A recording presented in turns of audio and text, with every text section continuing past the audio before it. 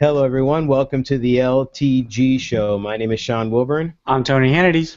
and we are the tech podcast for the website LazyTechGuys.com. We are here to talk about technology and all the fun things, yet we have fought technology for the last 5 minutes, to possibly, actually long, it's been 15 minutes we've been fighting this little Just audio about, issue. yeah, just about.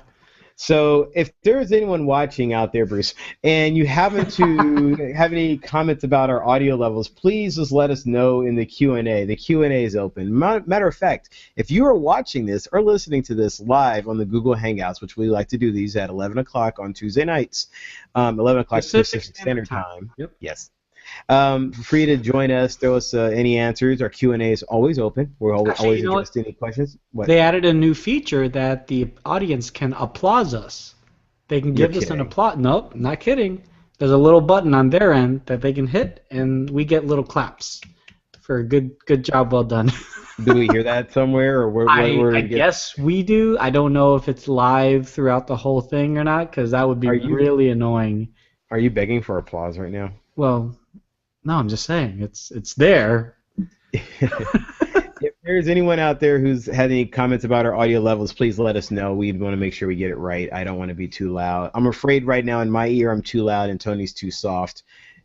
I don't want to overpower him or anything like that. But you can never overpower me. All right, we'll see about that, bro. Well, guess what, dude? See the sign here? First one down. Awesome. And we're going to talk about ways you can reach us. Anyway, let's get back to technology. We are going to talk about the iPhone 6 announcement and the iWatch. We're going to talk about the Samsung, Motorola. It's going to be actually a very mobile-centric device. Good to hear, Bruce. It's going to be a very mobile-centric show today, so, well, let's get started. Before we do so, contact us. Comment at LazyTechGuys.com. 707-722-5299 is our telephone number. And please, you can do so. Please reach us. Let us know. Like I said, Q&A is open. Shoot us any questions, or as Tony is begging for applause, give Tony... begging. You are pleading for applause. Well, we're not pleading. I'm just stating a fact. There's a new feature. It is a fact. It is what it is. Take it for what you will.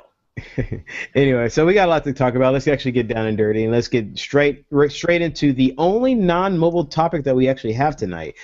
Microsoft is in talks or about to be in successful acquisition of, well, the company called, was it Mojang? How do you say it again? Mojang. Yeah. Mojang. They happen to be the people who make Minecraft, which is probably the largest or the biggest video game of all time. Really? Yeah. It's got to be up to that level, dude. It's ridiculous how many millions of this thing is sold. It's a phenomenon, dude. Pretty ridiculous. No, I know it's a phenomenon. I would never coin it as the biggest video game of all time. But I don't know the statistics on it. I just know it's everywhere. How many copies has Minecraft sold? That's a good question. Let's find out how many. You're using Alta Vista for that, right? Of course I'm using Bing for this here. Minecraft console PC sales. Actually, near 54 million total. No, that's huge. Yeah. Anyway, Microsoft is looking to acquire the company behind them, Mojang. Now, this is very interesting. They are going to spend $2 billion purchasing Mojang, which is holy crap. Yeah. I mean, considering that game companies for the likes of Zynga, for example, were huge in the mid to late, well, maybe not late 2000s, but up until now, they're kind of going by the wayside. Although freemium gaming is still a huge thing, no one really cares about friends with anything or draw something. Minecraft continues to have the accreditation and acclamation that they started with back in 2009. And it's funny, if you think about it, it's a very simplistic developed game, but it's basically Legos done digitally, but of course there's fighting, what do they call it, creepers, there's zombies, and then there's a whole story, and then there's a bunch of machinima stuff that people do, which is awesome. My son watches them all the time. There's a bunch of Twitch channels. There's also a Twitch channel that Chad does as well too. But the fact that if this does go through, and this does coincide with the whole thing that Square Enix is doing with the Lara Croft Tomb Raider thing, making it exclusive at least for the first 6 months for the next title.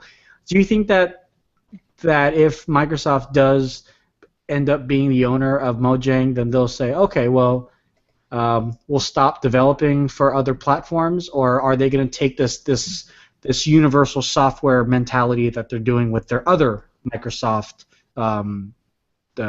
products like OneDrive and Word and Excel being on the iPad, things like that? The answer is yes. They're going to cut off all other platforms. They did that with Halo.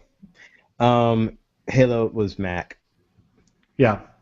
Anyway, I think they're going to cut off. Well, but it was never on Mac. It was supposed to be on Mac. And so these are already predisposed on iOS, on Android, and incidentally enough, it's not on Windows 8, not on the tablet side. You could download it, but it's not on the store. So you can't buy it in the store. But you could, obviously you can buy it for the Xbox. It came out for the Xbox first in regards to console before it came out for PlayStation. But do you think that because it's already out there that they'll stop development, or will they continue going? Because like I said, I think they're going to stop development about a year or two down the road. I really do. On the other versions, keep the development on theirs. They announce a Minecraft 2, and then that way we'll officially kill development on all the other platforms. But that's not the thing about this. They're going this with toys. They're doing other things with this, I found out. So a couple of tit notes. So a couple little foot things about this. Mojang made $100 million in revenue this past year. Microsoft is buying them for $2 billion, which means that they obviously have something far bigger in store for them than Minecraft as far as what Minecraft is. Right, this is Minecraft can only go so far. Exactly. This is definitely not Minecraft. There are definitely, I think, remember your thing that you said a minute ago about Legos? I think that is actually the direction they're going to head in. I think Microsoft is going to get into some form of toys, some form of, maybe they're going to get into the Skylanders thing idea, but only with Minecraft toys, or maybe they're going to go the Lego route with this idea. But they definitely said that they are looking to market this stuff. Actually, there's oh crap, I forgot which article it was on. See if I can find it real quick. But they were saying, here, this might be this one. They were looking to use it in marketing, expand it out to toys amongst other, things. But they're already toys. I think they're going to financially give them big money, dude. I think they're going big time on this baby here. So you think they'll do the Skylanders Disney Infinity thing where there's like that platform that you physically put that little avatar on, and you're all of a sudden you're Neil Brine? I don't even know his name. My son would tell me.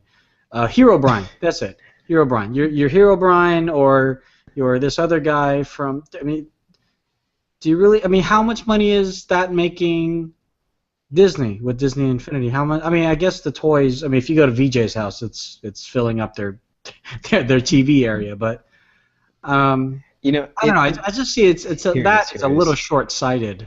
Well, no, here goes. See, Bloomberg, the deal is saying, according to Bloomberg, the talks between the two companies, when Pearson, who works at Mojang, reached out to Microsoft a few months ago to explore the possibility of a sale. Microsoft believes that it can make Minecraft more profitable by increasing its user base and doing more licensing agreements for toys and movies, the report said. Perhaps the greatest interest to Minecraft fans is that Pearsons will stay with Mojang through the transition to Microsoft, but plans to leave beyond that, according movies, to Bloomberg. They just ex-nayed Xbox Entertainment Studios. So what what's so Okay. here's the other thing. Hmm. Person or AKA Notch, Yeah. he's more well known as, Yeah. has been up against any kind of big buyout by any major company. If Yeah. you remember when Oculus was bought out by Facebook, he no longer was going to develop an Oculus Rift game, Mhm. and he's even said a number of times on his Twitter account um, some kind of negative comments about Microsoft, especially the fact that some of their decisions as a company and how big they are and everything. So it'd be interesting if he kind of goes back on his values for, well, I guess money talks, right? $2 billion. But that's the thing. Like I I don't know what else Mojang does, and I can't buy into it at this moment that toys and merchandising is really the way to go, because it is slowly but surely kind of, I think the whole bandwagon and the hype Hmm. of Minecraft is starting to die out. So if, like you said, there's going to be a Minecraft 2, I don't know how you would make it any different or better. But if there is, that might make sense. But there's definitely got to be some sort of backdoor play, and I don't think it's in the physical part of it. Hey, I, Tony. Can I applaud you for stating everything you just stated? Because that is absolutely correct in every way possible. And I agree with you 5,000% about this entire situation. yeah, I mean, I Right don't on know. point. Yep. You're. This is still all speculation, everybody. I mean, we're recording this on Tuesday night, September 9th. So September later on, whenever, we might be completely wrong, or it might happen, and then I'll eat my hat. A week from Not now is what they not that said. hat. They said a week from now they should know. Okay, well, we'll So find out. hopefully next week we'll be revisiting this exactly same conversation saying, yep, well, they did it. Yeah, and maybe we'll have a better understanding of why they did it, and like, okay, fine, but we'll see. I don't get, honestly, that's a lot of money. And as I stated, it's, I understand Notch, if, like example, if I was like Notch and he says, hey, dude, you want to keep your thing pure? Okay, great. How much money did you make? All right, my whole company made 100,000. How much did you take home of that? This many percentage of it. How about we buy the whole thing for 2 billion and all the employees keep their jobs? I mean, it sounds like a dream come true, but And you don't have to work again. You can start right. your own company. Or you don't have to make, you can't make video games for the next 5 years, but after that you can do whatever you want. Dude, that's Yeah. $2 billion. Yeah, I don't That's a know. lot of It's money. a lot, and I know Notch's. He's developed some other games. There was, God, I forget what the name of it was, but it was just around the time that Goat Simulator came out. Oh, There's I another forgot game about that Goat Notch Simulator. created that it was a free download, and you were a horse, and the object of the game was for you to push a boulder up a hill as this horse in third person. Hmm. It wasn't all pixelated. It had some fairly, for a free download, it had some fairly decent graphics. You couldn't jump the horse. Horse would gallop, go left, go right, go backwards, and you just push this boulder or this ball up the hill, and then the ball would fall down.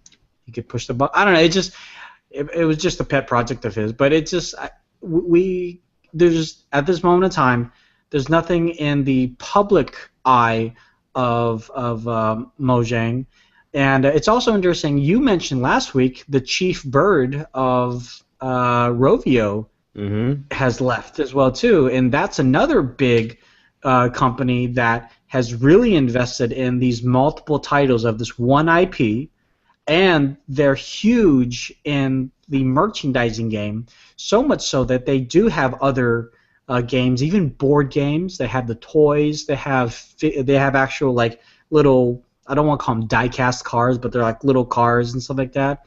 And so yeah, I mean, if Microsoft were to do something like that, in my opinion, Microsoft um, has no place in that part of the retail market, because they can license other companies to do things like Halo and make the Halo cars and stuff. But a Microsoft created mold of, I don't know what, for something that's already out there by this other company that's already licensed to do it, I don't see what the point is.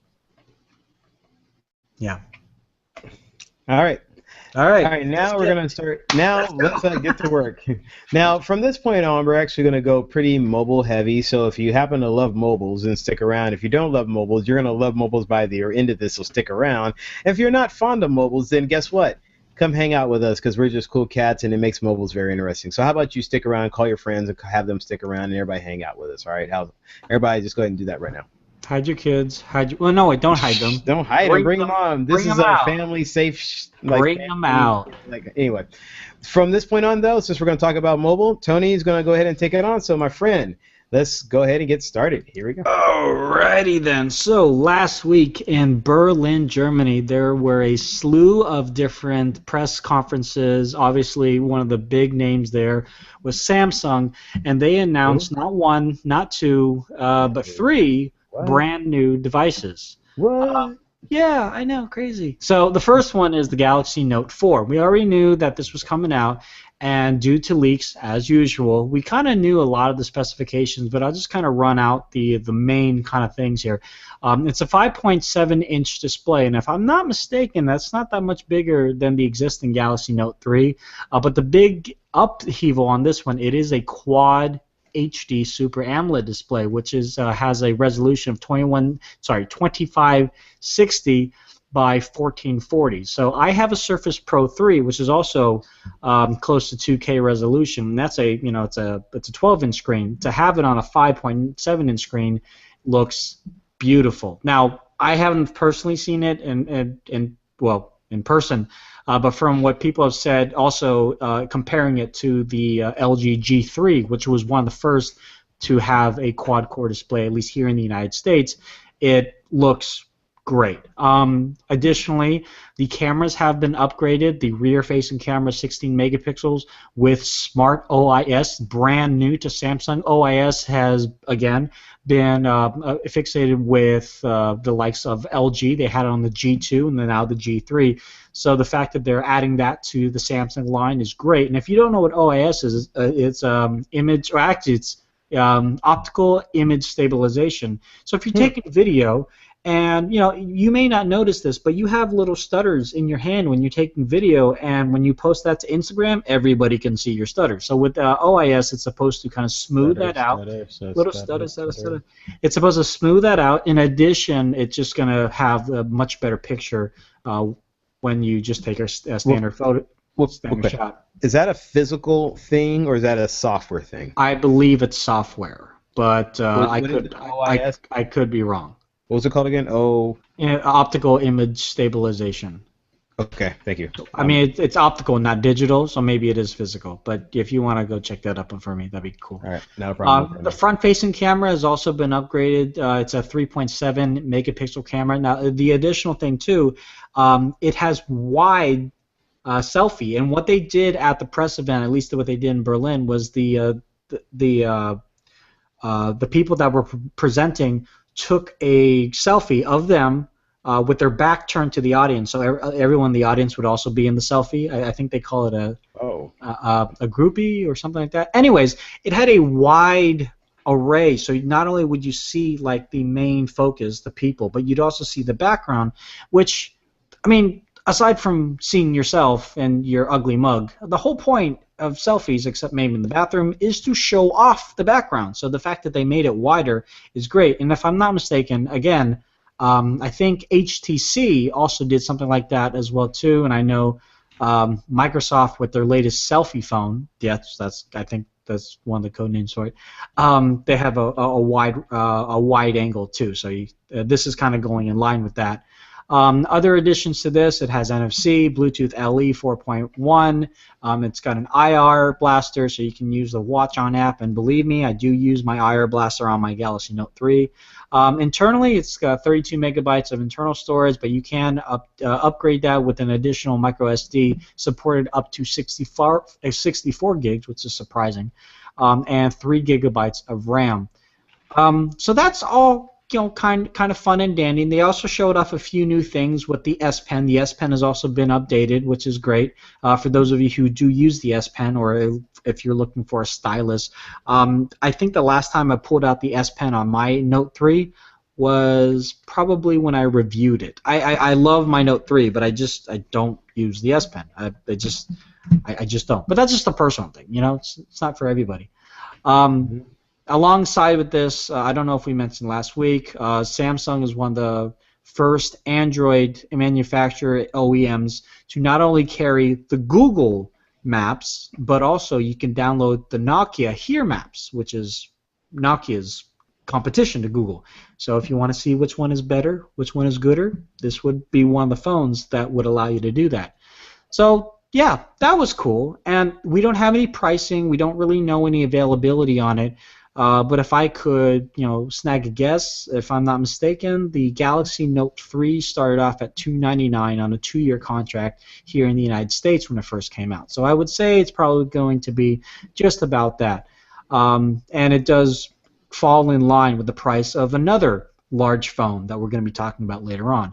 But they pulled out something from their back pocket that we didn't really ever expect, which was another Galaxy Note, but this is called the Galaxy Note Edge. And if I can get a good picture of it, I don't know if I can, but yeah, if you just go and just type into Bing, yeah, I said it, Galaxy Note Edge, specification-wise, this is the Galaxy Note 4, but the difference is on the right side of it, instead of a bezel, there's Right. an additional screen that curves with the curvature of the corner. And you might say, what is the point of this? And you wouldn't be alone. So again, all the other specifications, the upgraded But that's cameras. it. Well, That's hold it. on. You did. I was like, that's it. Hold on. So upgraded cameras. Oh, I forgot to mention. There's also the heart rate monitor. You got the fingerprint scanner now, which they introduced with the Galaxy S5. All that's pretty much the same. But now the actual main screen capacity, the screen size is also the same. But for an extra, I don't know, half a inch, couple of centimeters, basically where this bezel cuts off, there's another screen. It has its own SDK, and I think it's called an Edge SDK. I forget the actual terminology for it, but essentially this would allow developers, and I can pull it up here. This would allow developers to take advantage of this additional Edge screen to feed you more kind of glanceable information. So let's just say you're on, I don't know, Twitter or something like that, and something like the Niners winning the first game starts to blow up on Facebook. Well, simultaneously, while you're on Twitter, on the Edge display, you also get some notifications, all these, the trending topics that are happening on Facebook. Or if you just want a simple stopwatch while you're still doing other things on the main screen, you can see a stopwatch on the side, and you can lap it, you can stop it, reset it. Or one of the most useful things that I've seen, I know a lot of parents are happy about this, a ruler. So there'd be a ruler in centimeters or inches, depending if you're metric or imperial, and you can just place it next to whatever you're trying to measure up to, obviously a certain size, and it's just kind of, it's a digital ruler, and the SDK is free. Other developers can take advantage of this. Samsung um, isn't this is not their first attempt at having a secondary screen. They actually had another phone called the Continuum, which, if I'm not mistaken, was exclusive to Verizon Wireless, that underneath your home buttons on the main phone was actually another screen. It was literally like down here, kind of right by your charger, right by your microphone and everything. There'd be an additional screen, and in it you would get weather updates, you would get Twitter updates, you could see updates. Oh, I got an email, and it would just say new email, and you can press it and it would open the email. And again, no developer really took full advantage of it. So the question is, are developers going to take advantage of this, or is this another example of Samsung saying, hey, we got a crap ton of money, we are innovative, we have a curved screen that is maybe not so much useful, but it's usable, You know, and from what I've heard, a lot of people have said, "Oh, you know what? You're going to hit it all the time." Well, from what I've heard, a lot of people actually don't hit it all the time. It's not something that you would accidentally press or it would take you out of what you're doing on the main screen. Um, One thing I do kind of want to backtrack too, on the Galaxy Note 4, the edge is actually metal. It's actually metal, finally. For those of you, right? For those of you that really are not a fan of the kind of plastic build, Or the kind of The music Note that is. 4 does have a metal band. However, due to the Edge display on the Note Edge, it's a plastic band, so you kind of have to kind of pick your battles, which one you want.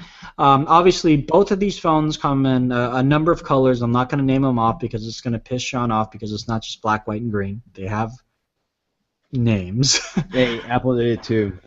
I know, but yeah.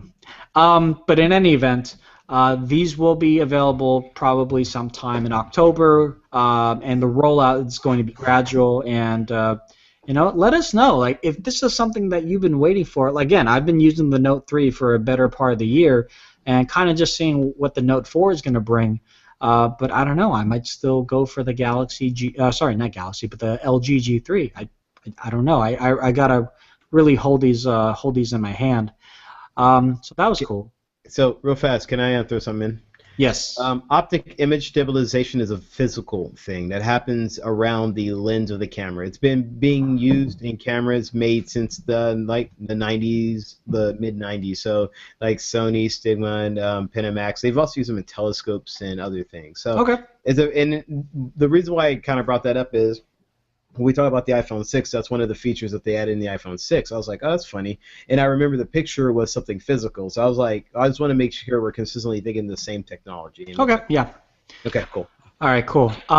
Yeah, so, I mean, an additional thing that is specific to the Galaxy Note, I don't think it works with the Galaxy Note Edge, but it is the brand new Samsung Gear VR. Now, we speculated about this earlier on last month. We saw some leaked pictures of it, and it was in the same picture of a controller and with these goggles, and it looked what looked like to be the Galaxy S5, but supposedly right now this only works with the Galaxy Note 4, and the main reason behind that is that, well, it's a quad HD display, and whereas the Galaxy Note 3 and the Galaxy S5 have really nice displays, they're not quad, and to have the display right up against your eye, you probably see a lot more pixels on a lower end display. So that kind of makes sense. This is literally an accessory to the Galaxy Note 4, and it's only $200. And I say only because, if you compare that to the Oculus Rift, and Oculus had a big say and a big partnership in this. The Oculus branding is right on the side of it. That's probably going to retail upwards of maybe $500. I mean, we don't even know yet, but in any event, this doesn't work without the phone. So you gotta kind of have to, this $200 headset plus the cost of the phone, whatever. But Oculus did work with Samsung to have games and other content work specifically with the Oculus software with the phone, so they had to change a few things to make it run smoothly. And from what reviewers have said when they actually tried it out, it's not perfect, but for the fact that it's essentially Google's Cardboard that they showed off at Google I/O, but on crack, it's a really cool concept, and it might not be a widespread idea, but it's getting to the point where having VR is not such a far-fetched thing. You can go on the low end and buy the Google Cardboard for like $30, or you can go on the high end and get a Project Morpheus whenever that comes out, or an Oculus Rift, or at this point, mid-range, get a phone that you really like and a headset for fairly inexpensive, and marry them, and there you go. Or wait till it's done right and just wait a couple years. Well, yeah, I mean, but we're not talking about waiting a couple of years. Well, I guess we are. I'm talking about waiting to take a couple of years because I'm giving sound advice.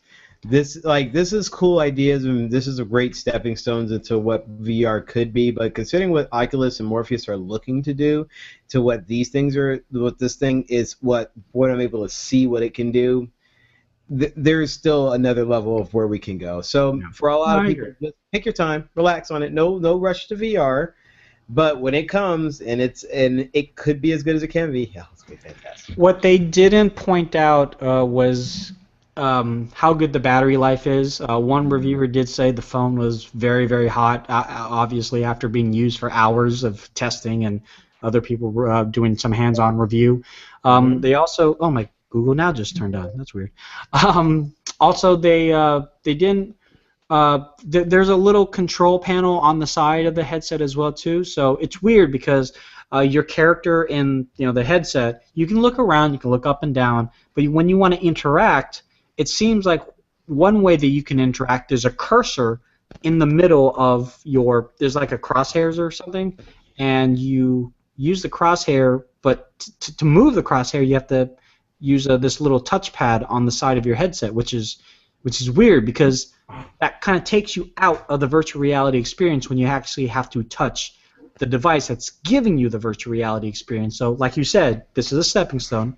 Um, and then they didn't really point out how's it going to work when someone calls you. Like you're going to be in the middle of a Minecraft game, for example, and then all of a sudden it's just Rad Castro's calling. It's like, oh god darn it, I'm fighting creepers. You're like, ignore, and go back to the fight. I don't know. So there's definitely a lot of questions, and I'm sure as time goes on in the next month or so, a lot of these are going to be answered. I, for one, I'm not going to buy this, but I would love to try it out. And I know if you're here in the San Francisco Bay Area, I believe it's this Sunday, or maybe it was this past Sunday, but I don't know. The Best Buy in Harrison Street, the Samsung Experience Store, is going to they're going to be showing off the Note and the Note Edge, and so I don't know if they'll have the VR headset there or not, but who knows. The last thing that they kind of showed off there, which didn't get a lot of fanfare, well, maybe it did, but I personally didn't give it a lot of fanfare because they kind of announced it the week prior, which was their Samsung Gear S watch, which was a Tizen powered watch, or I guess it's Tizen, I don't know. It's a Tizen powered watch, not Android Wear, and it's very similar to the interface and interaction that you have with the other Gear watches, like the Gear Neo, the Gear 2, and the Galaxy Gear, the original one. And this one is a little different because it does actually have a GPS chip in it, as well as the slot to put a 3G SIM card. So you, in a sense, don't really need your phone. So I do see a lot of use cases for this, mostly in the form of fitness, where you can actually have some of your music stored on your watch. You can have a Bluetooth headset paired to the watch, and then you just move your SIM card from your phone to the watch. As convoluted as that might be for some people, they might be okay with taking that time because they don't want to bring this with them everywhere they go. I get it. So that, it to each their own. I think Samsung is not the first to have a 3G SIM card or any SIM card in a watch, by all means. But the fact that they're kind of trying to have this ability and these newfound watches that the wearables that are slowly but surely becoming norm again. Apple's helping out with that too. We'll see if that really pans out. I don't. Again, this is something that they didn't mention if it's coming to the United States or not. But at least the VR headset and the two phones are. So we'll keep tabs on those. I don't know if we're going to be able to review any of them here, but at least some impressions. We'll record those. Maybe we put them on Instagram or Vine or something like that, or maybe we'll do an actual full-on video. So yeah. So if you heard anything on the new Galaxy Notes and you're like, oh, I'm not quite sure about this. I don't know. I thought maybe you would shed some light on this. Let me know, and we'll do kind of a recap or a response video maybe later on. Set it here in the comments below or in the Q&A section if you're watching live. But Sean, before we move on to the Moto, did you want to take a quick break? Absolutely. All right. What is it? Yeah. All right, so we're going to take a quick break here, everyone. And then after that, we're going to continue on to talk more about mobile. And yes, other topics that are upcoming include some Moto X, some iPhone 6, some my watch, and a little bit more things like that. But let's take a break. Let's thank our sponsor, which is Audible.com. Audible.com is a great audiobook service. We mentioned it many times before, mainly because, well, it's actually, well, what I feel it could be one of the best ones out there. Not only does it work with every device, including all the devices that we've been mentioning on the show, amongst many devices, and most likely the one in your pocket, but it has has the latest books, the bestsellers, new releases, and all read by professionals. So I actually like to go through the bestsellers here and now to see what kind of things pop up. And one thing in here we got. This week we have A Stare in Death by Deborah Comey. This one here is been getting 4 stars is what we have so far. All the books are actually graded, so you get to see what other people think about the books. You'll know if it's good or not before you buy it. And also another cool thing is if it turns out you buy something and you don't like it, you actually have the ability to return it. This is such a no-risk situation that you get a chance to enjoy this media. It's actually really, really cool. I noticed that the latest Jack Reacher novel is in here. Came out not too long ago, and it's been rated quite a few different things, and even tells you who narrated these different books. So you can even find like a different narrator and just say, you know what, I want to listen to more of their books, and then just really hear these professionals go at work. So Audible.com, they have like over 150,000 books to choose from. Works on every device.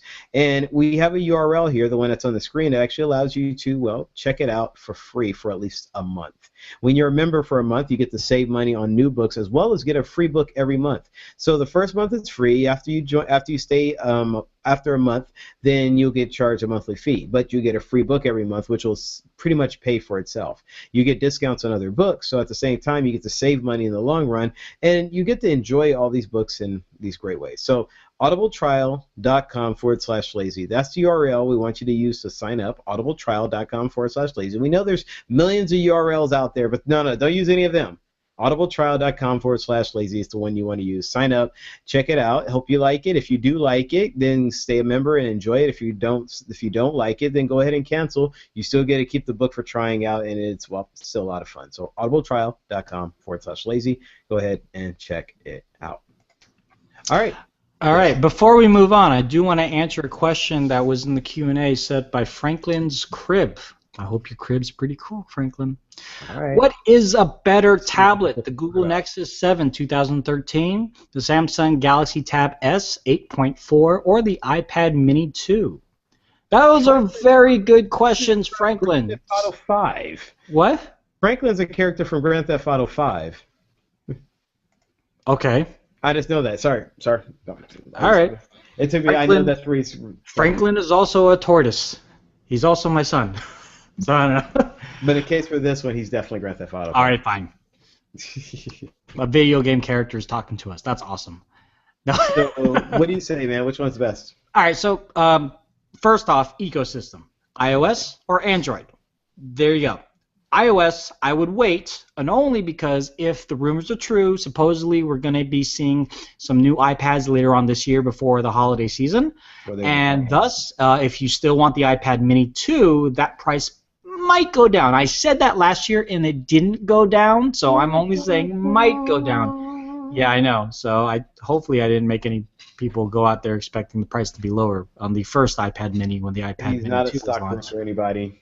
Yeah, no, I'm not. Anyways, yeah, so the iPad 2, Mini 2, whatever, that's really up to you in regards to ecosystem. Obviously, here we're a little biased. I love the iOS ecosystem, but the configuration and customization of Android is just, I don't know, it works for me personally.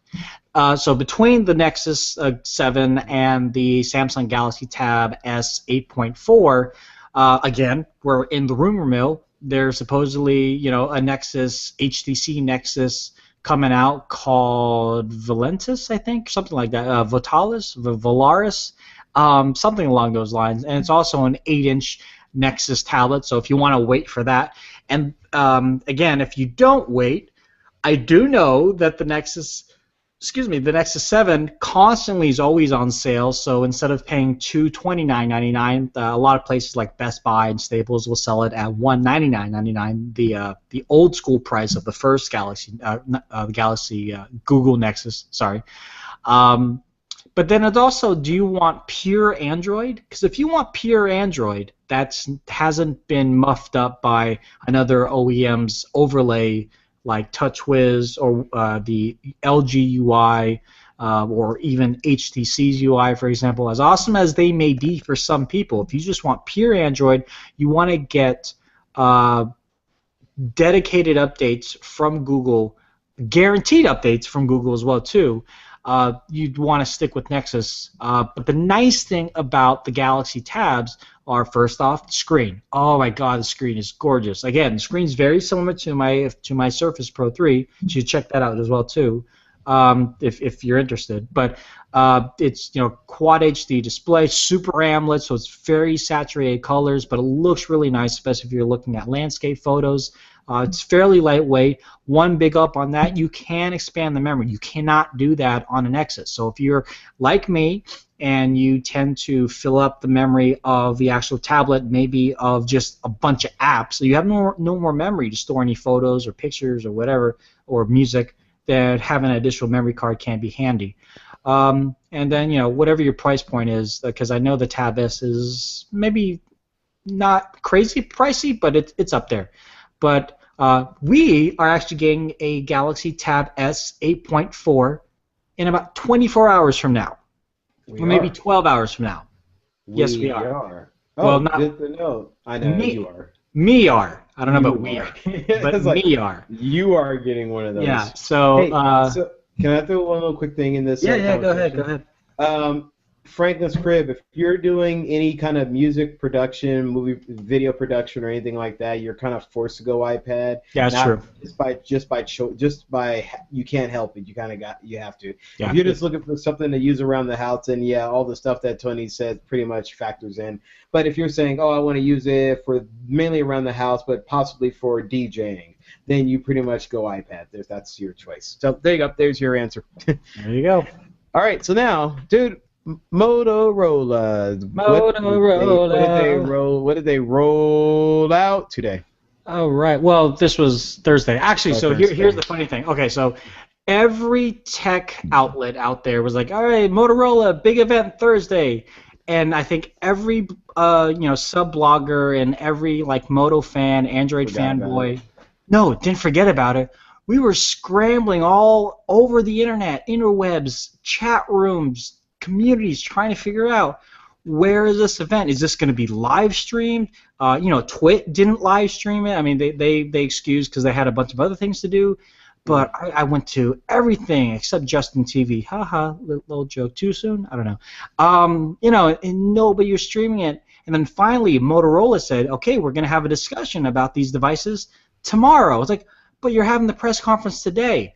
So what they did was they had miniature press conferences with maybe 20 press attendees at different time slots, and it wasn't publicized, and they were all under NDA all day Thursday. Come midnight Friday, all of the sites put up all their content, all their videos, all their blog posts, all their Twitter things. They couldn't say anything. They could barely say that they were even in the lobby of Motorola. It was crazy. So luckily, because of just me being a night owl, I was up watching Breaking Bad, and then I just swept over to Tech Meme, and then everybody's talking about it. So in any event, how long after the event were they able to? They could talk about it midnight. I guess midnight Pacific Standard Time, because that following day, yeah. So okay. the Friday. That makes it fair. They pretty much what they did is they guaranteed that everybody would be able to take an even look at it and be able to get their articles at the same time, rather than, for example, The Verge getting first shot and then smaller blog getting third or fourth dibs or something. Right. Yeah. Got it. Okay. Yeah. Okay. So with that being said, the Moto X was rumored to be called the Moto X Plus One, which would have been a terrible name, especially with the other company, Oppo, or OnePlus and all that other jazz. So it's just called the Moto X, or maybe the new Moto X, but they're just keeping in line with that. It is running Android KitKat 4.4.4, Qualcomm Snapdragon 801 processor, 2 gigs of RAM, 16 and 32 gigs of internal storage. It has a 5.2 AMOLED 1080p display. It's got 423 pixels per square inch in Gorilla Glass 3. All the major network connectivities. The rear camera is 13 megapixels, so that's been increased. And around the actual camera is a flash. And what's really nice about the flash is it's supposed to disperse the light a lot better. So when you take a flash with even a Galaxy Note 3, it kind of saturates everything, or maybe just one thing is really bright, not everything else. Well, this is supposed to make everything bright, but distributed evenly, which is great. And it can also record video in UHD or 4K. So if you have a 4K player or what have you, this would allow you to see it at that top notch. It does have So splash out the entire film, everything, and give it to you in 4K, splashed out and everything. No, it's supposed to look good though. I'm kidding, dude. Come on. I'm kidding. You're such a cynic, Sean. Come on, dude. Come on, why not? The 2 megapixel front-facing camera, NFC, and everything else is pretty standard. They will have leather backs. Motorola has contracted with a very well-known leather company, or a hide company, or a tanning company. I think that's what they're called. Horween. They're actually out of Chicago, which is where Motorola is based out of. And the biggest thing is no two Moto X's will have the exact same back, and that's also because just kind of through wear and tear. If you've ever had a leather wallet, it gets kind of like that weird kind of gradient, and it gets all scuffed up and everything. But it's a good scuff, it's like it's used and well used. And this is supposedly like a really high premium leather. It's not going to be like your dollar store leather or anything like that. Howe, Howie, something like that. Horween, I think so. I haven't seen the actual spelling. That's how everybody else is saying it. So I'm going with that. There's one that's pronounced like Howe is how it's pronounced, but it could be Howie leather. They're no, it's a foreign company though. It can't be this one. No.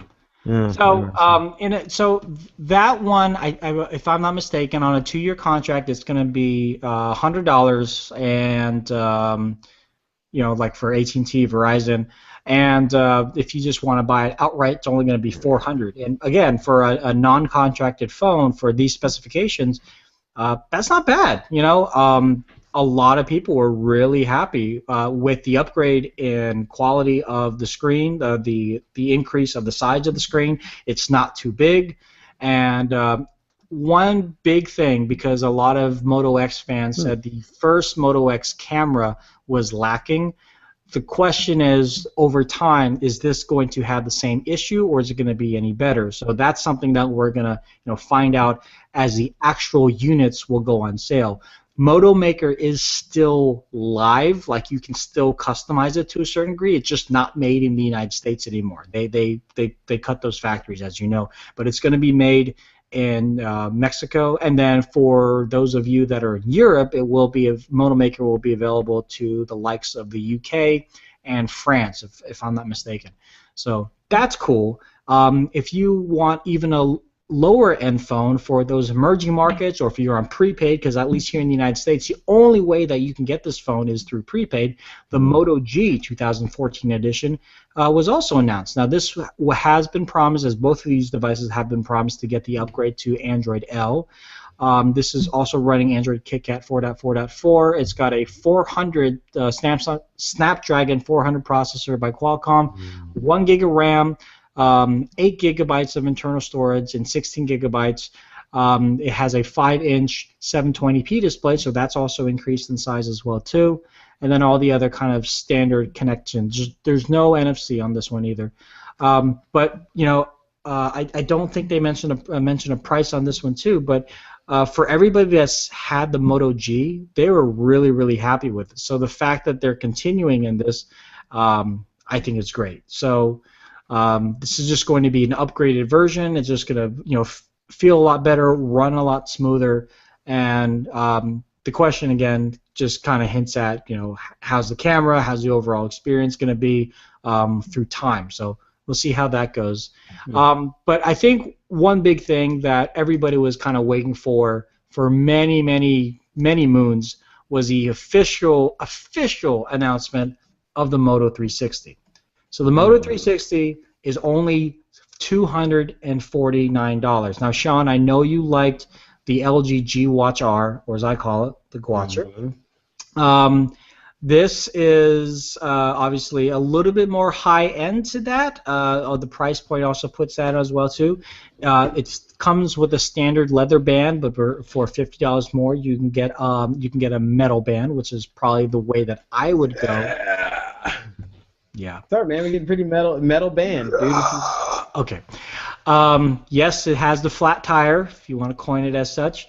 But the reason why the lower part of the circle is black is because that is for ambient light. This is one of the only watches, at least from the Android Wear standpoint, that does have ambient light, so it'll shut off and turn back on when it needs to, so it saves battery. But that was one of the things that a lot of people had noticed as they were using, I guess, which would be the first line of the not developer preview, but for the press, they said the battery life wasn't too good. I mean, a number of major press outlets, including The Verge and I think Engadget, said they had to charge the watch midday, which completely is terrible because the way that you charge this watch is awesome. There's a little dock, and it fits into the little dock sideways. So even in the dock, you can see the time, you can see everything, you can still interact with it as it's charging wirelessly. But you only get one dock. I don't know how much another dock is. And if you're like me, I don't have another office to put said dock. I would have to have a dock in my car and just blah, blah, blah, blah. And you don't want to have to go through that with all these watches having all-day power, or you can get a Pebble, which lasts for a whole week before you have to charge it. And so, but then on the flip side, other reviewers like MKBHD said, no, my watch battery was fine. So I don't really know where I fall into at least the watch battery part. I guess I have to really try it out for myself to see if what side is true, what side is false. But I guess it all kind of depends on what you're using, how much notifications come in, and you would expect like someone like Marquez Brownlee or the guys from The Verge get a ton of notifications all day, every day. Well, that's exactly the point. Like if the device makes it so that people who get heavy notification users still cannot get through a full day, then that's a problem. They need to make it so that if you get messages all day, all night, ridiculous amounts where you just can't take it anymore, you should still be able to get at least 2 days out of that. I don't think you'll get 2 days out of any of these watches. Well, that's the thing is like until you get to that point where it's all day, then the watch starts to become more of a hindrance than it is a helpful tool. And the minute these things become hindrances, everybody will just stop not worrying about it and throw them away and never. I don't mind charging a watch every night. That's not my problem. The problem that I have is that it stops that the battery only lasts 6 hours. Depending on usage. It does, but my point is 6 hours. If you look at some of the other batteries from the other Android Wear watches that are currently available before this, they didn't last 6 hours. And I mean, when it comes to software, they're all the same software. Yeah, it's terrible. That needs to be solved. So you can't go 6 hours. It's got to be. Go on. It's either something that needs to be solved, or maybe unfortunately these reviewers got some janky review units, which sucks, but sometimes that does happen. The press guys that got the first line of review units for the OnePlus had a lot of issues, but the next wave of OnePlus that went to the public were generally fine. So I mean that could happen. That could just be an unfortunate situation that they have on their hands, but I don't know. Again, I mean, real world. We'll have to see. And the only real way that you know is for you to go try it out. But unfortunately there is an overwhelming response of the battery not being so good. But then there is a somewhat maybe 40% population that has the watch that says no, it's fine. It's just and I get a lot of stuff that comes through my watch. Like I said, Marquez Brownlee, #1 tech reviewer under the age of 25, gets tons of notifications, I'm sure, on that watch, whether it be for school or for his YouTube channel and his new website. But he said, yeah, I've had no problem, and I even changed it to. I didn't really have to make a lot of changes to increase the battery life of it. So I don't know. We'll have to see what it really is, and truth be told, I made a deal with my wife that I would actually get this, and I'm not quite sure if I want it anymore because of this, and I'm kind of leaning toward the LG G Watch R, but I don't know. What kind of battery life does that have? That supposedly has an all-day battery life, but that's not even available to buy yet. So we don't know. Available? We don't know yet. Yeah. All right. So this is available to buy now. Certain carriers like Verizon and AT&T, you can buy directly through them if you prefer. Best Buy has their pre-order. This went on sale on Friday, and then within about an hour, it sold out. So at least for Verizon, because I checked, because they're my carrier currently still. I don't know why, but anyway, they are doing pre-orders for September 19th, which is only 9 days from now, so it's not too bad. We waited 3 months, so we can wait just 9 more days. But yeah, we'll see. Maybe she'll surprise me. Yeah. Well, or maybe you'll surprise me, Sean. You'll buy one for me too.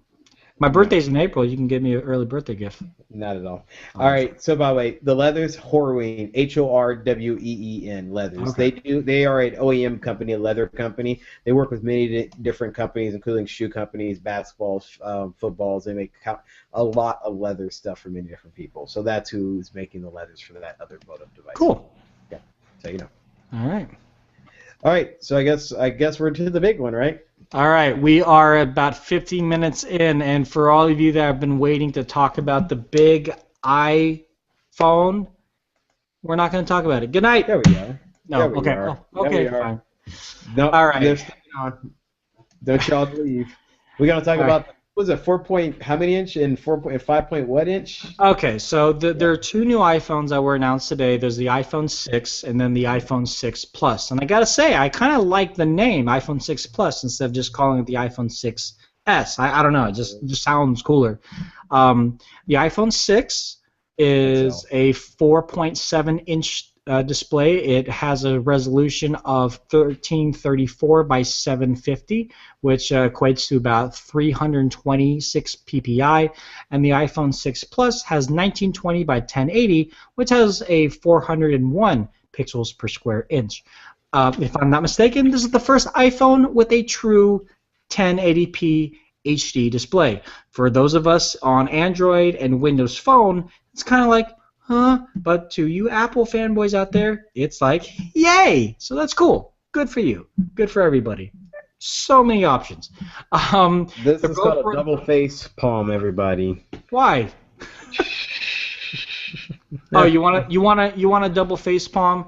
I'm not going to mention the retailer because I don't want to get them in trouble. But a certain somebody that works at a certain retailer told me that Apple names their iPhones depending on the size of their screen, because the iPhone 3 was 3.7 inches, the iPhone 4 was 4 inches, the iPhone 5 was 5 inches, and I want to slap his little smug mustache off his face. And I was like, oh my god, dude, you have no idea what you're talking about. You have no idea. And I looked at my colleague who I work with, and he was like, does this guy know who he's arguing with? He has no clue who I am, does he? And yeah, it's a little bit of ego. I get it. No, anyway, sorry. It's a little bit of ego, but come on. I know this stuff. Anyways, so this is the first, both of these are the first iPhones to be bigger than 4 inches, sir. And you know what? This is Apple's first attempt at giving actual options, which is great because we have options obviously with Samsung. There's different size options with Motorola now, with HTC. So different sizes is great because people do want to have an iOS experience, but maybe they have humongous hands and a 4-inch screen is too small.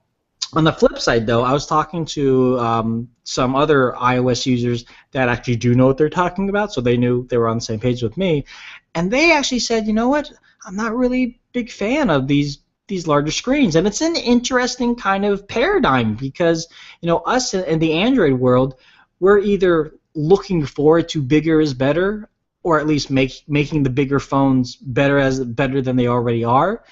In the iPhone world, there's a large group of people, and it's not even a subset. It's just a large group of people that no, I don't want any bigger than 4 inches. That's a perfect size. I can hit the upper left-hand corner or the upper right-hand corner if I'm left-handed.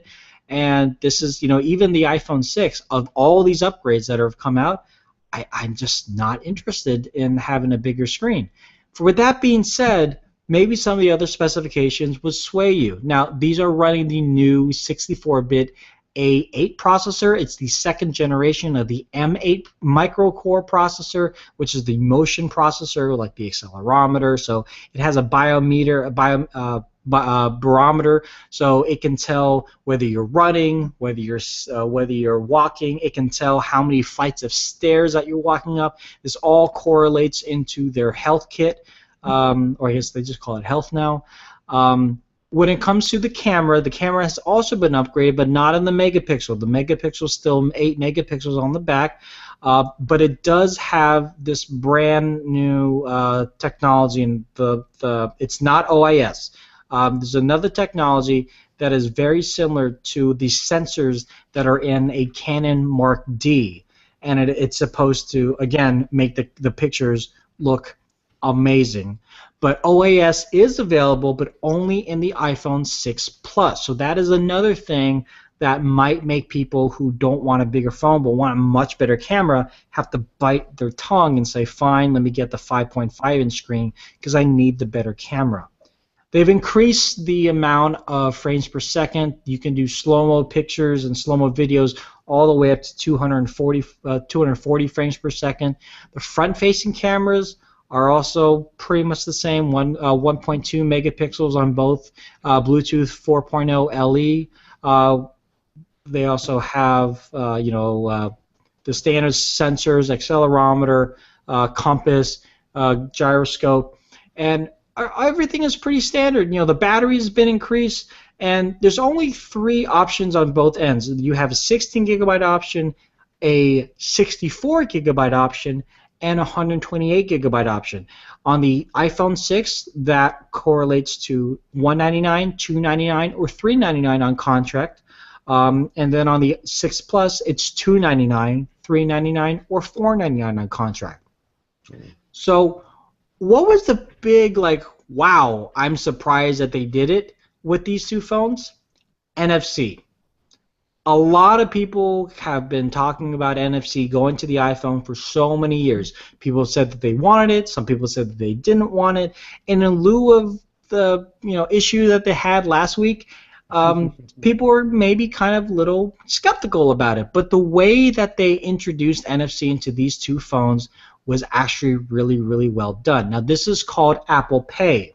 And what Apple did, although they did work with companies like Visa, MasterCard, and American Express, it doesn't mean you have to get a card with Visa. You can still have a Bank of America card, a Visa Bank of America card, a Wells Fargo MasterCard, things like that, and you would be able to tag your cards into an encrypted system within Apple Pay. Now, the way that they do it, it's a tokenization. They actually just patent this system. Now, tokenization isn't new, but essentially what it is that it encrypts your data and it sends a token that changes all the time. So it's a dynamic slew of numbers that by itself means nothing. But once it connects to the other device, it all kind of comes together and it understands it and it makes sense. But if someone were to somehow take your token, they would have no idea to how to parse the information. So it's very, very secure. And the really nice thing about the way that they implemented this NFC technology with the iPhone, I don't know, Sean, if you've ever tried NFC payments on your Android device. I have. First off, you have to unlock your phone. So if you have a password lock, that's great. But then you have to find the actual NFC app. So you have to open up the NFC app, and that in itself also has a passcode. So you have to remember that passcode. Then, unless it's easily set, you have to swipe over to the card that you want to use. With ISIS, actually they're not called ISIS anymore. They're called Soft Card, I think, right now. You have to have a prepaid. Remember I mentioned this last week? You have to have a prepaid American Express Serve card. You can't use your own, unless they updated it, and I don't know anything about it. You can't use your own Visa card. You can't use your own MasterCard. You have to use this prepaid card. So just like a PayPal account, you have to offload money from your own bank account into this prepaid account, and then you can use it. So it's not very user friendly. But with this, with the Apple Pay, you literally have to go to any of those 220,000 locations. Maybe not just 220,000 retailers, I think. I don't know if there's locations or retailers, like Toys R Us, Staples, McDonald's, even in the drive-thru, Walgreens. And with NFC, I don't have the phone, obviously, but you can just take your phone up to it. Whether you have the NFC app open up or not, you put your finger on the Touch ID. It recognizes that there's an NFC field that needs to be, communicated with, if you will, and it'll at that point also allow you to choose which card that you want to use, and then it just pays. You don't have to go through all these different apps. You don't have to type in all these different passcodes or anything. The passcode is your thumbprint. In addition to that, though, if you did have the NFC app opened up and you just put it to the NFC tag, it wouldn't work. You have to have your finger on that touchpad. So that is one level of security, at least for the payment side of it, is really, really nice. And another thing that I really do like that what Apple did was they didn't make you have to sign up for an Apple account. Or Apple credit card or anything like that. You can continue using your bank card. You don't have to do a prepaid thing with American Express Serve. So in this regard, this is one huge reason, like I've said many times, Apple is going to do NFC, but they're going to do it so much better. And I got to say, they did. This is really, really nice if it works. Now, I did watch a video of The Verge doing this at the tester booth at the Apple event, and although it was seamless, it wasn't lickety split. It took maybe an extra 2 seconds, and it's technology. Technology is not perfect, but this is still kind of in developer preview, so I can only imagine that as software upgrades get there, it's going to be quicker and better. But this is really, really cool to actually see Apple kind of bite their own tongue and say, who needs to tap their phone? Well, now you can tap your phones. I mean, this is cool, and a lot of customers are finally going to see the benefits of NFC, because really the United States is probably the last powerhouse as a country to take advantage of NFC. So there's that. I do want to backtrack to the iPhone 6 Plus. Now, one thing that the 6 Plus has that the 6 doesn't, they are taking full advantage of all the different pixels on the 6 Plus. So, for example, when you pull up your contact list, you'll see pictures of the people. Or not contact list, your messaging list. So you'll see pictures of the people. And you might say, well, what's the big deal about that? Well, if you're on Android, it's not a big deal. But on iOS, it kind of is, because if you pull up your messages, you don't see pictures. You just see the name. And on the iPhone 6, it's the same thing. You don't see any pictures. But on the 6 Plus, you do see little avatars. You see the little pictures, so that's kind of cool. And then when you turn the phone sideways, everything turns sideways, even the home screen. Up until now, Apple has never allowed you to turn the home screen sideways unless you've rooted your phone, and even all the icons, even the dock icons, switch so they're in landscape mode. And then if you open up an application that takes advantage of it, like messaging or calendar, what it will do, it'll have, I think what he was calling it, two up. So basically, it'd be two columns, and you, for example, I don't want to show too much, but if you go into contacts here, so if we go into contacts, here are all the contacts, and if I turn my phone sideways, I can see all the contacts as well too. If I open up a contact, here's Comcast. Comcast, if you're not watching, this means nothing to you, but Comcast, it opens up the contact for Comcast. But then if I don't want Comcast, so oh, I didn't mean Comcast, I meant ComData, I have to back out and click on ComData.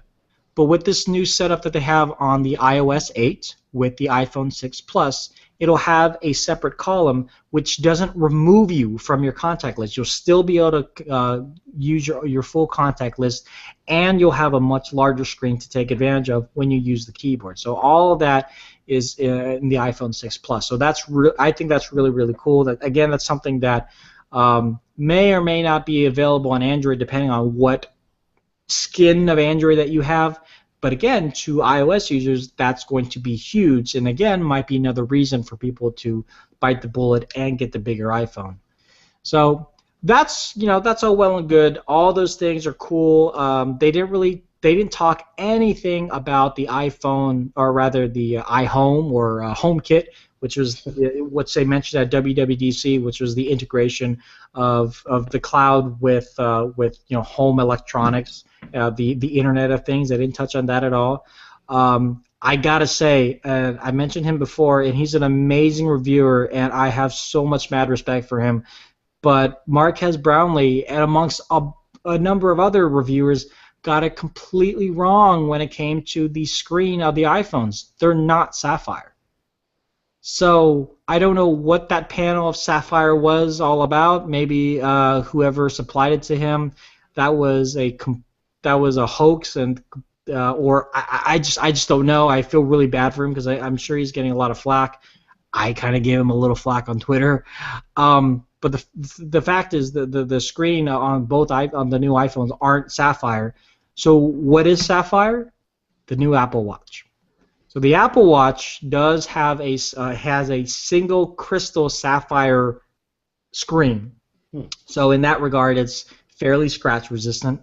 And it is called Apple Watch. It's not iWatch. It's not iTime. It's just Apple Watch. And what's interesting, the way that they were spinning it was, this is a watch. This is going to be a watch that does everything. And the way that the integration of this with this watch, they didn't have any really good demos of it because this is not even going to be available until early next year.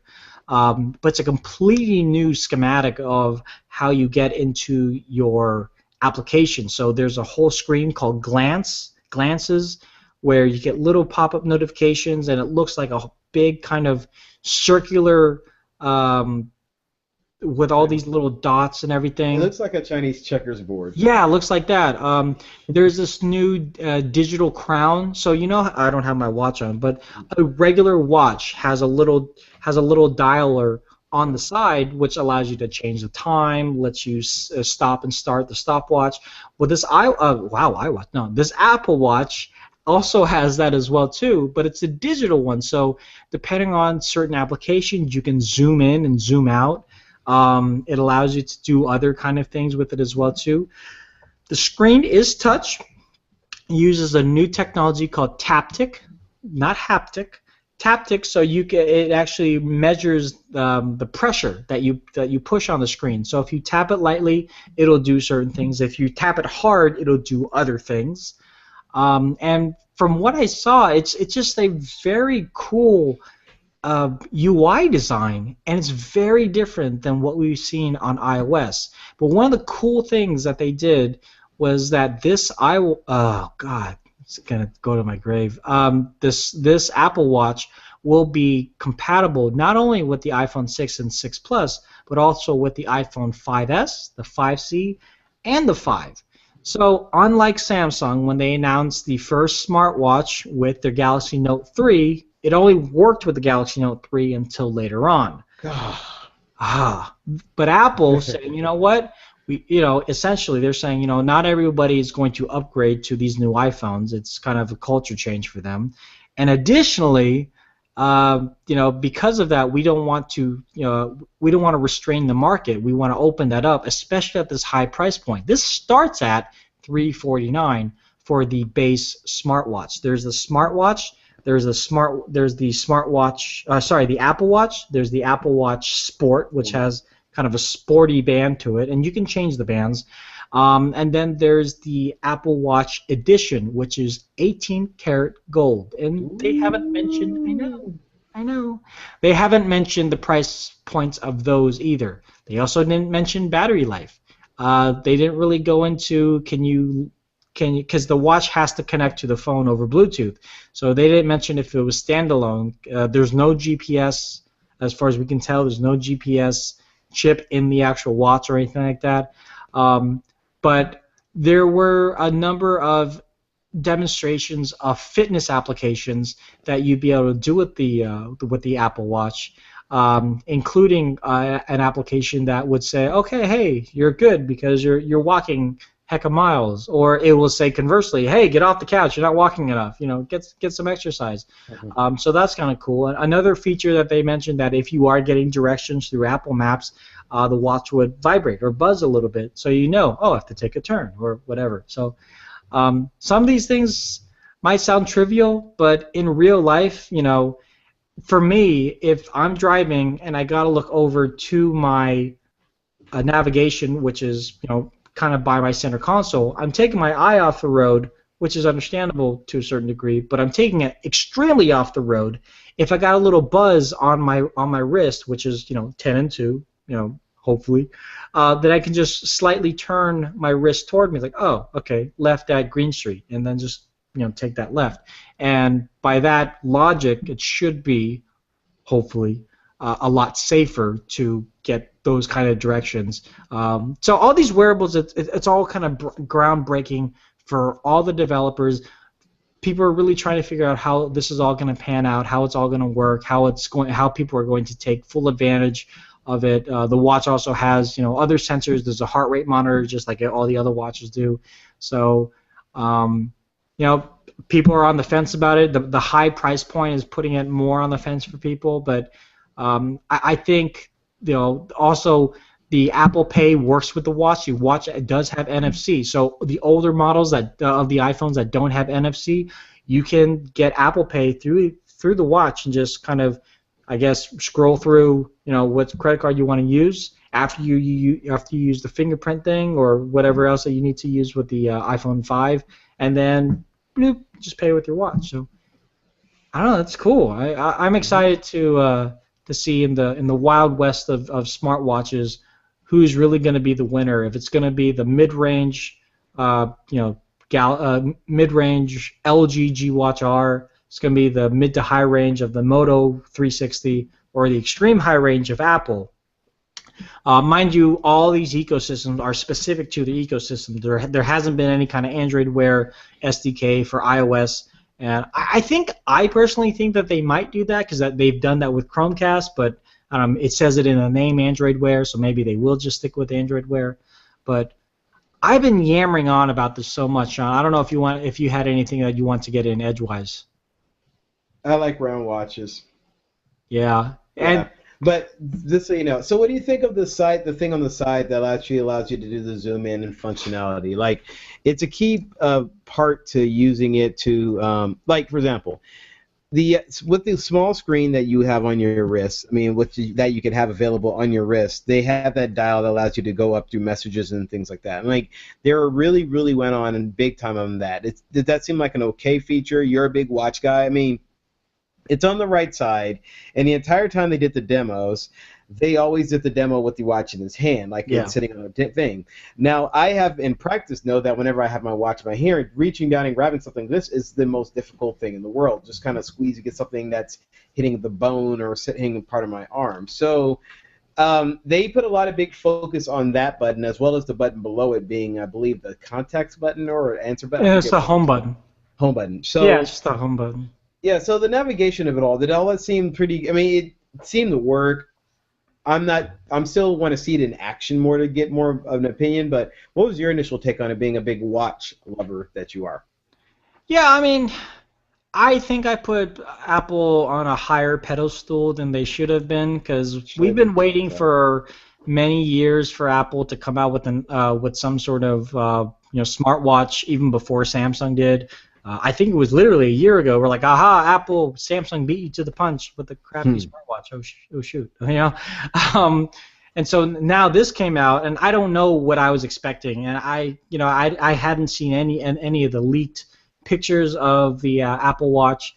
Uh, when I finally saw it, I saw it with the Sport Band, and I was like, "Oh, that looks like the Sony Smart Band, and that looks so bad." And then I saw it with the other bands, and mind you, all these bands are interchangeable. They are proprietary, but they're interchangeable, and there's definitely gonna be some contracts with companies like Tory Burch or Fossil or Kenneth Cole, Armani to get those bands in Mhm. there.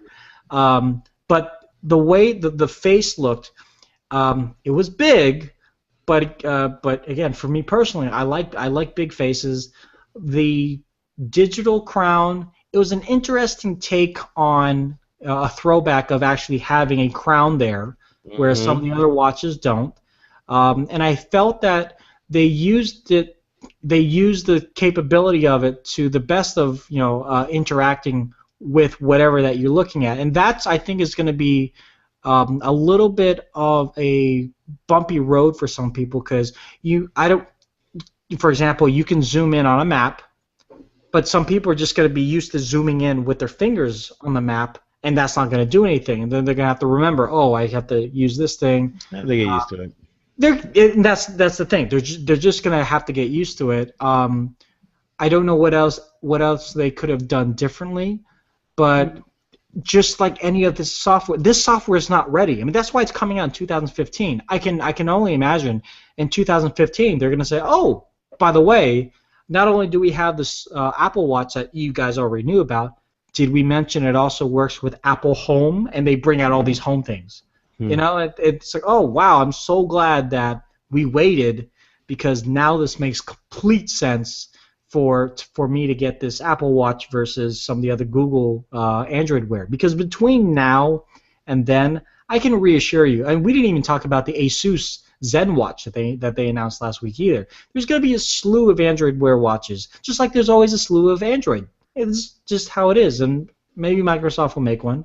But the fact of the matter is, um, the software is going to get better. Developers are going to jump on board, and really because it is Apple. They want to be on that top page of apps to download for your new Apple Watch, and hopefully we'll see some other innovative stuff come out from that. As it was a little bit more right-handed. Um, Mhm. right-handed biased, because the Yep. thing I don't know what happened if you can turn it upside down and if everything else is going to be able to turn upside down. Mhm. Because that was one thing with the Samsung watches, especially with the watch that had the camera on it. They said if Mhm. you had it on your right hand, the camera would be facing you, and so a lot of left-handers had they put it in such a way that it wasn't facing them, but it was such an awkward way to take it off and put it back on. But Yeah. I'm sure I'm sure they must have thought about it. They must have like considered how that would work for a left-handed person. But I don't know. there's still questions because like no one knows about the battery. No one knows. No Well, one knows. what I've looked at this is when I saw the entire announcement, I thought to myself, like, okay, so they went, they probably took it from the thought process of we're making a watch, so let's make sure we get the watch part of it right. Let's get the angle, let's get this right. And when you looked at the porn video that they showed when they were introducing the watch, that was read by Johnny Ive. And I call it a porn video because that's all it was the watch. Look at the way the watch wraps around the corner and barely touches. The elegance of this, I was like, oh my god, this is too much. But I think that they just went for trying to get an elegant watch look. I am worried about with the sport one. Like they're definitely making this a big fitness thing, so I'm kind of concerned with like moisture. I know they said it's going to have a more resistant. It's going to be a more resistant build of the watch. The No, sport they one. said the band would be water resistant. They didn't say anything about the watch being water resistant. I'm sure it will be, but they didn't say. Well, that's a concern of mine because first thing is, and I think I saw a comment about this. I'm like, so I'm running around with a $350 watch and a $200 camera in my pocket just so I can get accurate fitness. So I'm like, man, I am just a walking target right now, Yeah. big time. It's like, oh Lord. I like the idea of the watch. I like what they're aiming for and the way they're trying to innovate with it. I don't think I'm still not concerned. I'm still not convinced that it's going to work. No, I'm not convinced at all it's going to work. I'm very kind of like, well, it could, it couldn't. I'm still like, so here's the thing, like it's still notifications, you know, it's still notifications. I mean, from what I saw, aside from the NFC Apple Pay, I didn't really see anything else that, at least from a software standpoint, that Android Wear couldn't do. Just with the developer saying, "Hey, okay, I'll do that too."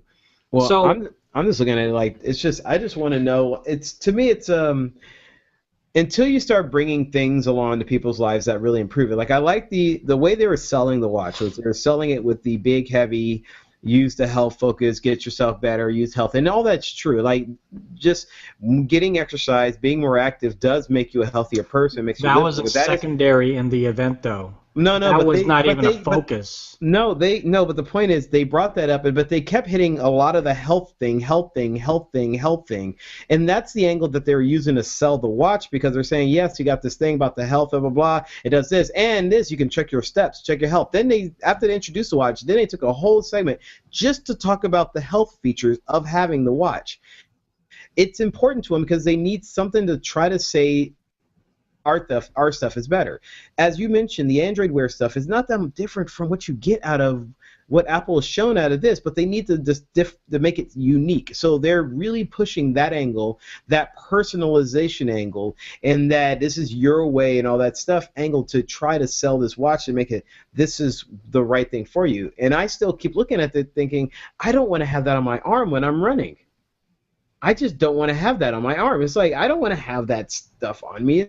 A free run, but they did put a lot of focus and they're using that angle, but beyond that, they're right, there's nothing really technically special about it. They have that little joystick, I don't know, the screen double touch thing, it's go on. They hired that one guy that worked at Tag Heuer. You know, they have, you know, the retail person from Burberry now deals in retail for Apple. I mean, a lot of fashion people, and they invited a good amount of fashion press to the event. They've never done that before. Then it makes a lot of sense. That makes sense. Because they're going after, okay, yeah, all right. Yeah, so I got it. That's why I was saying, like, the health part wasn't necessarily the focus. They talked about it, but it was really about the sleek design and just the sexiness of it. And, whereas right now, if you look at the Android Wear watches, they're a little bit more angular, except for the Moto 360. But it all depends on what I they didn't really talk about different watch faces or anything like that. I mean, that's probably coming on later on soon. Well, that's what worries about me, because the way they presented it, they almost made it seem like the watch faces are stuff you kind of got to go through them. Like if you want to do a watch face, you got to go through their watch face app store or something. And that's kind of thing I'm thinking, like, really, I just can't. Well, you're gonna have to do that with Google too. Oh really? Oh, by the way, I just want to point out, because I know you played GoldenEye. For the LTG Watch R, someone's already developed a watch face that is almost dead on point, similar to the GoldenEye watch that he had in the game. Day I need to wear a watch, I'll remember that. Yeah. All right. Is there anything else? Because I do want to answer this question, and then we'll be done. Overall, real quick, the iPhone 6, nice upgrade. Happy they made the screens bigger. That's definitely a gripe of mine. The screens are always too dang small. They got 5.5, that's bigger than a Galaxy S5, or is that the same as the S5? No, it's bigger than a 5. Yeah, 5 is 5.1. So they got a pretty big phone. So yes, all you iPhone folks who had a smaller screen, take it up in pride because now you have a phone bigger than all your Samsung cronies. Good job, guys. Yeah, Take no, it a in lot pride. of them are saying I'm gonna have to get bigger pants. Like I Yeah, went I went from a 4-inch screen to this, and I have the same pants. I don't know what you're talking about. I got I I'm gotta a get a guy note though. now. I have big pockets. I don't know. All right. So the beyond that, the pay stuff, it seems like they're leveraging their iTunes accounts and subscriber base to try to use that to leverage. A little bit. You don't have to have an iTunes account. I know, but they're leveraging those accounts, so that's how they're going to get their initial base. And they say, Well, hey, of by the course, way, yeah. since we know you guys already have accounts with us, and you know that, I get it's a great way of getting started, and it's probably the best way of jump-starting NFC technology. I hope it does work so that we can get more out of it. The fingerprint part of it is a brilliant way of making it easy, but even then, as I was watching demonstration, I was like, it's never that easy. There's always something else. But I'm happy that they're trying to jump into it, and we'll see how that works. Part of the tokenization also, Apple promised, and he said this on stage, we promise that we won't know where you buy it, what you buy it, what card you're going to buy with. That doesn't mean anything at all, because to me, I'm like, okay, so Apple is just the thing that's just supplying the card. By the time they do the beeping the card, Apple is essentially the card. No, they don't. They don't hold your data. No. The point is the card, the phone is the card, virtual card. Right. The phone is the virtual card, and then the data of where you got transaction, what you bought, is all kept on the bank. Since it's still the bank card, technically by Apple stating that doesn't mean anything at all, because they're technically are not. Yeah, they're not holding the card. When I heard no, that, but the scary part of it, because hey, if you can get my illicit photos in iCloud, can you get my card? No, we don't have any of your stuff. That's why they mentioned it. Yeah, that's why they mentioned it. There's something else. Like here's the deal. Like those anyway. Those card accounts have to be somewhere. They're not on Apple. Well, they have to be listed somewhere. They're in your bank. It's all part of token. You have to. So go look up how tokenization works. I swear. I mean that's how that works. Like they basically encrypt. Like it's almost two-step. What's it called? Two-step authentication, and they don't have any of your banking stuff whatsoever. All right. So, but that still doesn't defeat the purpose. The fact that by them saying, "Hey, we don't keep your information," just by the way these transactions work, no one has that information. That information is at the bank. When they said that, I was like, and you would not have that information since you anyway.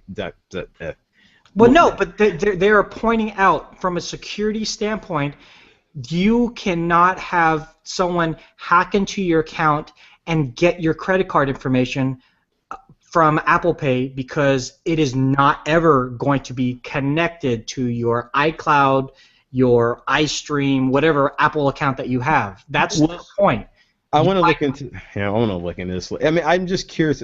Anyway, I'm curious about this and about how the payments. I think when more of the information comes out, I will be more interested. Like I see what you're saying about the token and all that stuff. I'm like, but the information is still somewhere. It is somewhere. Where is the information? That's my thing is. And if Apple's claiming not to have it, I'm like, well, somebody has it. Where is the information? Your bank does, because you're still using your Bank of America card. You're still using your Wells Fargo card. You're still using. God. Yeah. You're not using an Apple branded card. It's still your standard card. You just don't have to bring it with you. All right. So I was just thinking like, but anyway, I'm saying there's a way around that. But anyway, I'm trying but anyway, not important. Anyway, other than that, I'm happy they're doing it. They probably have the best shot because they are leveraging all their base and all that and all the users, and they have the touch screen. The fingerprint thing makes it a little easier experience. I'd say that until the phone replaces your wallet, then completely replaces your wallet, then there will still be a slowdown in NFC. They made it easy to run a credit card. Supposedly, we'll see how that really turns out and change out and about and all that kind of good stuff. Let me see here. And yeah, and as far as the watch goes, yeah, I just like the LG Watch Beginner. It's all about style and about preference, like we mentioned before. And well, this is all about style. Like I'm not a big friend of big what do you call it again? A big fan of square-looking rectangular shaped watches, but that's all about style. I'm sure if this watch is successful, Apple will probably release a slew of them. A thing that scares me is they did say these watches start at 350, but when they announced the watches, they only showed like 20 of the first ones. They showed like 5 or 6 of the second ones, and a whole slew of the solid gold ones. I don't know if there's different prices for different bands that you get. I don't know if there's different prices for different colors. I don't know if they're doing different stuff for all that. So it's kind of up in the air, you know. Well, the different bands. So there's the standard like leather band with the first one. There's the sport band, which is more I guess sporty looking, and then the 18 karat gold one is 18 carats. Past that, there's going to be additional bands that you can buy on your own volition. That's obviously going to be different prices. Well, the ones that I know that when they showed it, they just showed a whole bunch of them with different bands and different styles and different stuff, like saying, "Hey, there's a watch, here's a watch, here's a watch, here's a watch, here's a watch." Like they had different variations that were going to cost different. And by saying starting at 350 and leaving it vague beyond that, especially considering how they announced 3, yet they only announced the starting price of 1, it really made me thinking, like, how many choices? Like, are they really doing watches? Like, as you know, watches have a big jump around in prices. Like, they can say, well, the one with this color band is going to be $50 more, but the one with this could. I mean, you could see someone trying to do that in that world, and it looks like Apple almost set themselves up to do that. Though I really hope they don't. They haven't. I mean, Motorola's already doing it though. I mean, the base price of the Motorola is $249, but if you want the metal band from Motorola, it's going to be $299. Now you can go out and get a metal band from your local Macy's or wherever, and as long as it fits, it's special. It's not even special, but it's a standard measurement. And if you find another band you like the way that looks, then you pay that price. But if you just want it right from the get-go from Motorola with that band, then it's an extra $50. But no, I get it. The way they positioned it and the way they showcased it, it looks like they're really doing the style. And that's when you're mentioning the style. Like, there's 2 things: the style. They're mentioning style, and they were mentioning fitness. Like, those 2 things were the ones they were hammering home when they were talking about the watch. First was style. They had that whole video about style. Then they talked about the style and all that.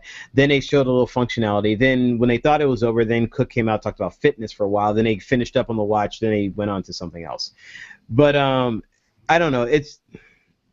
I just wonder how crazy in the style they're going to get. Like, when they got Beats, they understand marketing even more and how to get people to buy different expensive things. I mean, I'm just curious on where they're going to go with this. But we'll see when the watch comes out, when no more of them make it out in the world, and we'll see how they operate, so really and truly. So, and I really hope the battery life is at least 2 days without anything different. None of these watches are 2 days. Then why do you keep saying 2 days? Until they can get 48 hours of serious battery life out of any of these watches for probably 90% of the people who are going to use it, or 80% of the people who are going to use it, until you can consistently get that. I worry that the people are just going to have, like, cell phones when they first came out. Everyone, it was always the thing that people talked about: bad battery life, bad battery life. My mother still talks about it. But all these sensors that we want in watches, it's going to drain the battery life, so that we take the sensors out, and then the watches lose their functionality. But what's the point? But you can't ask a person to want to recharge their watch halfway through in the day. No, not halfway. Just 1 day. What's wrong with 1 day? But the reason why I'm saying 24 hours is because we know how we live. 24 hours means I wake up on a Friday morning. I end up going partying all Friday night. I don't get home till 4 o'clock, 5 o'clock in the morning. If my watch is dead by 12, I'm pissed. Okay, but I'm talking about, it just needs to last. If it can go 48 hours comfortably for most people, then you know it can go through a whole day and then some, depending on what people do in their daily lives. And the stories about, hey, my watch died, will be so you will never hear them. That example you give, though, is it's not out of the ordinary. It's not out of the ordinary, but from a normal day, you go to bed at maybe 11 o'clock, you charge your phone, you charge your watch, and then you wake up. Let's be real here. Who are people? These are regular folks out here living our lives. People work. People wake up hecka early. They stay up hella late hours of the day. They don't charge their devices. They go to sleep. They wake up in the morning. Oh, I didn't charge my device. What are you talking about? People have so many cables everywhere that they go. But that doesn't mean they always. But this is a unique device with its own charger. So if you don't charge this one when you got home, you got to go to work. You didn't charge it. You got to bring the charger with you and hope you don't leave it, lose And it, that's or you have that's to the buy thing another that I'm a charger. little scared about with any of these watches that have proprietary charging. The Apple Watch also has proprietary charging. So in the event that maybe it does have a 24-hour battery period, but if they are somebody like you say, they go out that night and they don't get home until 6 in the morning, between 3 in the morning and 6 in the morning, they're dead in the water because their watch doesn't work, then yeah, that is an issue. And that, in my belief, is going to be an issue for all of these watches because of how much stuff that we pack in there, and we won't have any good battery solution until our general battery understanding gets better, and maybe that's going to be 365 days from now. But until then, for me, having to charge it, because I charge my stuff every night, I charge my vape, I charge my phone, I charge my other stuff every night. It's just something that I do. So that is, I might be an exception, but to be expected, I don't think so. I think You're an exception. If you talk to, I would love to do a straw poll if we had more than just 2 people watching at the live right now. But if you're watching, I mean, do you charge your phone every night? Yes or no? Just let me know. Okay. How many nights? So when you could say you charge your phone every night, but I would say probably once every 2 weeks or so. You forget to charge your phone. You wake up in the morning, it's at 30%. You're like, crap, let me go plug it in real quick, or let me go plug it in the car. Let's be real here, dude. We don't always do these little things that we need to do to keep. Okay, majority of the time though, you charge it. Yeah, but the thing is, the one off time that you forget, that's the same thing as forgetting to charge your phone. You're back to the same situation. No, it's not, because when phones first came out, you couldn't get a full day. Stop talking about first came out. We're talking about phones now with all the technology that we have now. No, the reason why I keep going back to this is because when phones first came out, phone batteries sucked, and now we got a good battery life. You can easily get a couple days on a high charge, a battery on a phone that eats up a lot of battery life. I don't know about that. Well, depending on anyway. Watches are just now starting off in this realm. This new style of watch is relatively new, meaning that the battery life is really bad at this point. And my point is, and this is for all the companies, I'm not singling out Apple, I'm definitely talking about all of them. Sure. Until they all can get to a successful amount of regular battery life, for people who get a lot of messages, people get little, the popular people, the not so popular people, when you can consistently get through people's days where they can make mistakes, yet the watch will still be there and help them out at least enough for at least a little bit more time to get them going, so that it becomes an out of sight, out of mind. Like every few days, oh yeah, let me go plug in my watch. Oh, I went on 3 days without recharging my watch. Sweet, this is awesome. You know, when you start getting to that world, then the technology becomes invisible and it becomes a real part of their lives. Until you get to that point, it becomes a hindrance and something extra that we have to remember to do. When things start to go that way, then people don't want to deal with it. And you're talking about a utopia. We still have to do with that with our phones now. Well, yeah, but at least the phones, if you forget to charge it one night, by the next morning it's still on and you're okay. If you imagine, if we got to the point where every day, if you didn't charge it that one night, you forgot to charge it the next morning, you didn't get a phone call because you missed it or you're something. I mean, we got to the point now where phones allowing us to do so, and we're okay with that. I'm just saying, watches, especially watches, need to be at that point. Watches especially, and I don't think they're there. You're saying that they're maybe get a 12-hour, maybe get a day out of it. I'm like, if I can't get a day out of it, I'm not going to waste my time. Period. I need 2 days minimum. That way, so I can make mistakes, live my watch, be an idiot one day, go over to my grandmother's house and have my grandmother play with my phone all day and drain the battery and drain all the stuff, and know that I can still get home and have a charge when I get there. It's like when old phone technology versus modern phone technology life. Where we're at now with the battery to what we really need for a successful product. Yeah, so I don't see that coming anytime in the next holiday season. We might see it in a year. Not this holiday season. Yeah, no, we might see in a year. I think the majority of people at this point in time understand, because this is the dawn of a new technology, the limitations that batteries on watches have right now. Not that they would be okay with it, but it's something that they're willing to sacrifice because maybe because they want to be the early adopters, maybe not. But I don't know. With our chat room, we got half and half. Franklin understands what you're saying, and Bruce says Yeah. he charges his stuff every day. So that's what I'm saying. No, look, I charge my stuff every day too. I charge my stuff every day too. But there are mornings, every so often, I wake up and I'm like, ah, crap, I forgot to plug in my earpiece. And it's always my earpiece I forgot to, not my phone. It's the other thing. The watch is the other thing. All right. So it's just that. Oh, let me go plug in my watch again, or one thing to forget about, and that's just going to be annoying. Anyway, you get this. Anyway, we got to cut the show off, guys. Well, let me just answer this question for Franklin here. So Franklin asked, can't you, because I mentioned like what you can do and the different tablets and everything, so pure Android or versus like skinned Android. So he asked, can't you root a Samsung Galaxy Tab S 8.4 with a clean version of 4.4.1 KitKat? Just wondering. Franklin, yes you can. The question is, do you want to? I mean, that's up to you. I mean, so that's why. It's like some people, you can root it. That doesn't guarantee any updates. Like you said, it's 4.4.1. Are you going to get L? It's up to the XDA developers, as awesome as they are, CyanogenMod, they're wonderful. It's up to one of them to say, hey, I'll do it for the Galaxy Tab S now. And so you're at the whim of other developers to develop and upgrade constantly, or you can just get it clean right from the get-go from Google. For me, personally, honestly, the one thing that makes me stay with a non-Nexus device is the SD card. And it might seem so trivial, but I'm just so used to the SD card. It was one of those things that made me laugh at my own iPhone friends. I have an SD card that I can remove and put in. You don't. And then the Nexus devices came out, and they said, we don't either. I was like, oh, great, crap, I have to shut up now. But, yeah, it's just, I don't know.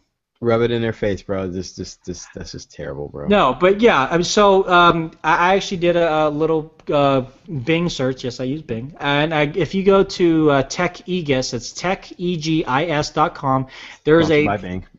Sponsored by Bing. There's actually a 10-step how to root Samsung Galaxy Tab S 8.4 T700. Now, I don't know if this is the same thing that you might have saw. Franklin, if that's really your name, I'll call you Mr. Crib. I don't know if it's the same thing that you saw. They do mention don't try this on the LTE version, Wi-Fi only, and it's very good step-by-steps on what programs that you have to use, and it's almost stupid-proof. But I'm scared to do it on the device that I'm getting tomorrow because it's a press unit, so I won't be able to really claim it as my own.